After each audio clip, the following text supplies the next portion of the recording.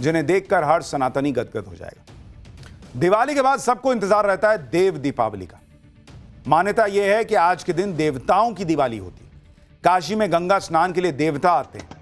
महादेव की नगरी में ऐसी देव दीपावली मनाई जा रही है जिसे देखकर हर सनातनी गदगद हो जाएगा। काशी के सभी 84 घाटों को दियों से जगमगा दिया गया है। दिवाली के 15 दिन बाद कार्तिक पूर्णिमा के मौके पर देव दीपावली मनाई जाती है। अयोध्या में भी ऐसी ही भव्य तस्वीर दिखी। इस बार एक बार फिर नया रिकॉर्ड बनाते हुए 26 लाख से ज्यादा दियों से सरयू तट को रोशन किया गया। आप तस्वीरें देखिए कितनी शानदार हैं आज की। इस बार की देव दीपावली में क्या खास है, सीएम योगी ने कैसे मनाई देव दीपावली, कितने श्रद्धालु देव दीपावली में शामिल हुए, देव दीपावली की खास रंगोली क्या है, ये सब आपको दिखाऊंगा। लेकिन पहले ये देखिए कि इस मौके पर कैसी दिख रही है काशी और गंगा के घाटों का नजारा कैसा है। देव दीपावली के मौके पर गंगा घाट पर टाइम्स नाउ नवभारत की टीम मौजूद थी। इस दौरान कैसी दिख रही है काशी नगरी और श्रद्धालुओं में कितना उमंग था, जरा उस पर एक रिपोर्ट देखिए। वाराणसी के नमो घाट पर पहला दिया जलाकर सीएम योगी ने देव दीपावली का शुभारंभ किया। इस दौरान मुख्यमंत्री योगी आदित्यनाथ ने क्रूज पर सवार होकर 84 घाटों और गंगा के किनारे जगमगाती रोशनी की अद्भुत तस्वीरें देखी। देव दीपावली के मौके पर गंगा घाटों पर तरह तरह की रंगोलियां बनाई गई, लेकिन इन सब में खास थी विश्व चैंपियन भारतीय महिला क्रिकेट टीम वाली रंगोली। अभी हाल ही में भारतीय महिला क्रिकेट टीम ने 52 साल के इंतजार के बाद विश्व कप जीता, तो उसकी झलक भी वहां दिखाई दी।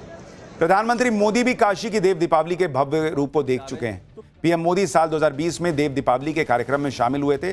तब पीएम मोदी ने क्रूज से काशी के जगमग घाटों को देखा था। इस बार देव दीपावली के अवसर पर पीएम मोदी काशी में नहीं है, लेकिन उन्होंने इस मौके पर देशवासियों को देव दीपावली की शुभकामनाएं दी।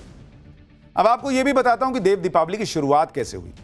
देव दीपावली यानी देवों की दिवाली, आखिर देवताओं ने दीपावली का उत्सव क्यों मनाया था, इसके पीछे क्या पौराणिक मान्यता है वो भी आपको बताता हूं, जिसका उल्लेख महाभारत के कर्ण पर्व में किया गया है।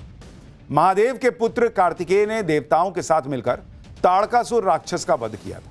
इसके बाद ताड़कासुर के तीनों पुत्रों ने देवताओं से बदला लेने का प्रण किया। ताड़कासुर के तीनों पुत्र तारकाक्ष, कमलाक्ष और विद्युन्माली ने ब्रह्मा जी की तपस्या की। तीनों ने ब्रह्मा जी से अमर होने का वरदान मांगा, जिसे ब्रह्मा जी ने मना कर दिया। फिर तीनों ने ऐसा वरदान मांगा जिससे तीनों की मृत्यु लगभग असंभव हो गई। ब्रह्मा जी से कहा कि हमारे लिए 3 पुरियों यानी नगरों का निर्माण कर दीजिए। जब अभिजीत नक्षत्र में तीनों पुरियां एक सीध में हों, कोई असंभव रथ पर असंभव से बाण से एक बार में मारे, तभी हमारा वध हो सके। भगवान ब्रह्मा ने तीनों को यह वरदान दे दिया। भगवान ब्रह्मा से वरदान मिलने के बाद ताड़कासुर के तीनों राक्षस पुत्रों ने उत्पात मचाना शुरू कर दिया। ताड़कासुर के तीनों पुत्रों को ही त्रिपुरासुर राक्षस कहा जाता था। देवताओं तक को पराजित करके इन्होंने भगा दिया, जिसके बाद सारे देवता भगवान शंकर की शरण में पहुंचे और त्रिपुरासुर से बचाने की गुहार लगाई। जिसके बाद महादेव ने खुद त्रिपुरासुर का संहार करने का संकल्प लिया। महादेव के लिए पृथ्वी को रथ बनाया गया। सूर्य और चंद्रमा इस रथ के पहिए बनाए गए। मेरू पर्वत धनुष बना और वासुकी धनुष की डोर बने। भगवान विष्णु स्वयं बाण बन गए। ऐसे महादेव का असंभव रथ और तीर तैयार हुए। इसी रथ पर महादेव युद्ध करने के लिए आए। अभिजीत नक्षत्र में महादेव ने बाण चलाया, एक साथ त्रिपुरासुर की तीनों नगरी भस्म कर दी। इसी के बाद महादेव को त्रिपुरारी कहा जाने लगा। कार्तिक पूर्णिमा के दिन त्रिपुरासुर का वध हुआ। देवताओं ने महादेव का अभिनंदन किया और देवताओं ने काशी में दिए जलाए और दीपदान दिया। तभी से देव दीपावली मनाने की परंपरा शुरू हुई। मान्यता है कि आज भी देव दीपावली के दिन स्वर्ग से देवता काशी आते हैं और दिए जलाते हैं। देव दीपावली पर दीपदान को सबसे बड़ा पुण्य माना जाता है। देव दीपावली पर आज काशी का हर घाट चमक रहा है, लाखों दिए जगमगा रहे हैं। लेकिन आप जानकर हैरान रह जाएंगे कि गंगा घाटों पर दिए जलाकर देव दीपावली मनाने की शुरुआत क्रिकेट खेलने वाले लड़कों ने की थी। 1985 में काशी में गंगा घाट के किनारे कुछ लड़के क्रिकेट खेल रहे थे। क्रिकेट खेलने वाले लड़कों ने श्रद्धालुओं से पैसे और तेल मांगकर पंचगंगा घाट पर 5 दिए जलाए थे। 1986 में पंचगंगा, बालाजी, सिंधिया, मान मंदिर और अहिल्याबाई घाट पर दिए जलाए गए। 87 तक दशाश्वमेध घाट समेत कुल 15 घाटों पर दिए जलाकर देव दीपावली मनाई जाने लगी और अब इसी को आगे बढ़ाकर भव्य तरीके से काशी के सभी घाटों को दियों से रोशन किया जाता है। कुल मिलाकर देव दीपावली बहुत ही बड़े पैमाने पर सेलिब्रेट हो रही है। देव दीपावली का अनुभव करने के लिए वाराणसी में लाखों लोग पहुंचे। वाराणसी में होटल, लॉज सब फुल हो चुके हैं। आप देखिए कि देव दीपावली के लिए 40 देशों से 20 लाख लोग पहुंचे। वाराणसी में 500 होटल पूरी तरह से बुक हो चुके हैं। 12 घंटे काशी में रुकने का खर्च 1.5 लाख रुपए तक पहुंच गया है। 15 लोगों के लिए छोटी नाव 23,000 रुपए में बुक हो रही है। 30 लोगों के लिए बड़ी नाव का रेट करीब 3.5 लाख रुपए के पार चला गया है, जबकि सामान्य दिनों में यही नाव 1,500 से 8,000 रुपए तक में बुक हो जाती थी। पहले माफिया मुख्तार को मिट्टी में मिलाया, अब उसी मिट्टी पर गरीबों का घर बनाया। सीएम योगी का गजब काम। मुख्तार, अतीक और लैंड माफिया। यूपी में योगी आदित्यनाथ का वो एक्शन जो पहले कोई नहीं कर पाया, आज उसकी खबर आपको दिखाने जा रहा हूं। उत्तर प्रदेश के मुख्यमंत्री योगी आदित्यनाथ ने एक बार फिर से वो काम किया है जिसके बारे में पहले कोई सोच भी नहीं सकता था। सीएम योगी ने पहले तो यूपी में माफियाओं को मिट्टी में मिलाया और अब माफिया की विरासत ही खत्म किए दे रहे हैं। एक समय था जब यूपी में मुख्तार अंसारी और अतीक अहमद जैसे माफियाओं की तूती बोलती थी। मुख्तार और अतीक के नाम का खौफ होता था। सरकारें तक माफियाओं पर एक्शन लेने से डरती थी। लेकिन योगी आदित्यनाथ ने सारा सिस्टम बदल कर रख दिया बॉस।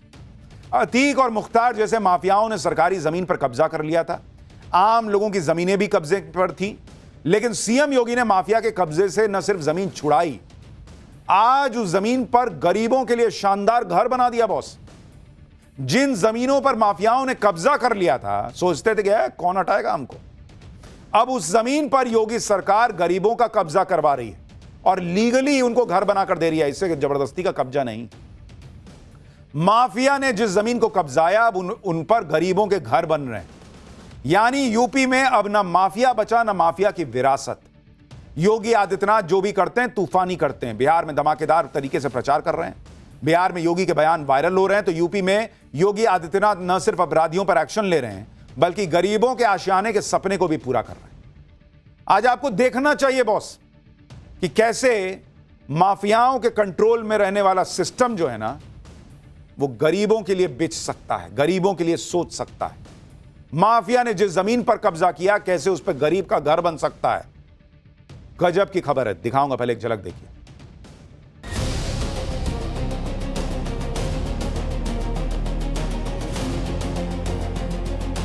सपना पूरा ही हुआ है, ये सच है। लेकिन योगी सरकार है तो संभव है। आज का ये कार्यक्रम केवल एक कार्यक्रम नहीं है, ये अपने आप में एक संदेश भी है।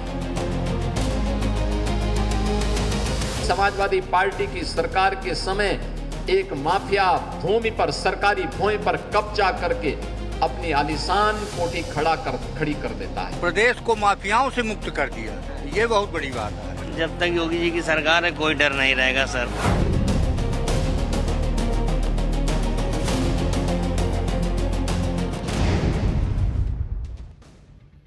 For more of such videos, do like, share and subscribe to ET Now Swadesh.